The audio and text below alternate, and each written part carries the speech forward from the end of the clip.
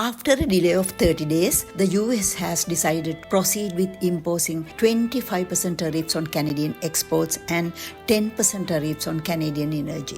These tariffs were going to take effect on March 4th of this year. But again, it's been postponed for another month for a range of goods until April 2nd. The reason being is 3 major auto manufacturers have convinced the US president that they would shut down their factories in 8 days if they did not get some pardon from the auto tariffs. Canadian Prime Minister Trudeau responded with lightning speed with 25% counter tariffs against 155 billion of American goods in 2 stages. These products are very essential to the US economy, such as steel, aluminum, automotive parts, trucks, agricultural products and foods. These tariffs will remain in place until the US trade action is withdrawn. But the second wave of Canadian tariffs are delayed until April 2nd as well.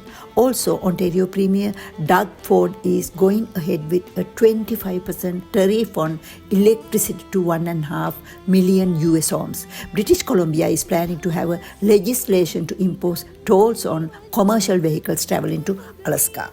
Unlike Canadian prime ministers, some US presidents were arrogant about their power, but they were not arrogant in front of Canadians ever. But unlike other presidents, Donald Trump has an extreme arrogance dealing with people in an ugly way. He thinks that he's a king. On the other day, he mentioned the US needed a new president to become a rich country again. We all saw on national TV how he treated the Ukrainian president. The time has come for Canadians to depend on its own products. Maybe this is a good thing and a turning point in our Canadian lives. Since this tariff has been announced, we are so united and strongly feel proud Canadians like never before. In the past, when we were buying things from the store, we never worried about where it was made, but we should have worried about more of our Canadian producers and their families. Yes, we made that mistake, but we are going to buy only Canadian products from now on. This is going to hurt the US economy big time. Canadian soil is rich in natural resources. That's why Trump wants our country as America's 51st state. We will stand up against Trump's tariff. We will not be a state of America until the last Canadian is swept away from Canadian soil.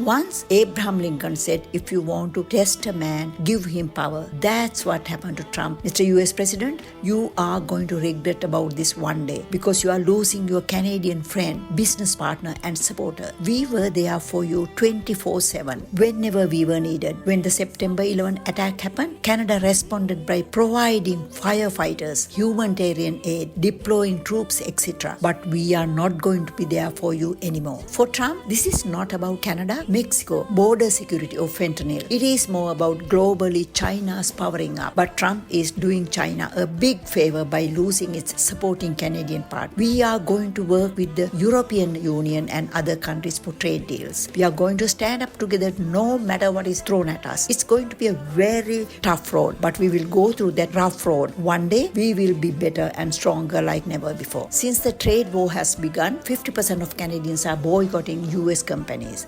This trade war is going to hurt you Americans. We are extremely sorry about it and our negative attitude towards you. We are not angry with our American friends, but we are outraged with Trump's tariff policy. So nothing we can do for you Americans because we have to survive. We know 38% Americans think that the tariffs on Canada are ridiculous. Also, 82% of Americans view Canada as their friend country. American good people, as Canadians, we want to apologize to you. We are kind, courteous, helpful, but we are very proud of our Canadian blood. Mr. US President, you can't beat us because we are united like never before. Our premiers of the provinces agreed to reduce interprovincial trade barriers this spring to make goods and services more accessible. Our provincial goods and services will move freely among the provinces. Mr. US President, you never expected this kind of reaction from Canadians, did you? You assume that we Canadians are cowards. Thank you, Mr. Trump, for making us strong and united. Please refer to the description box for how to buy Canadian products.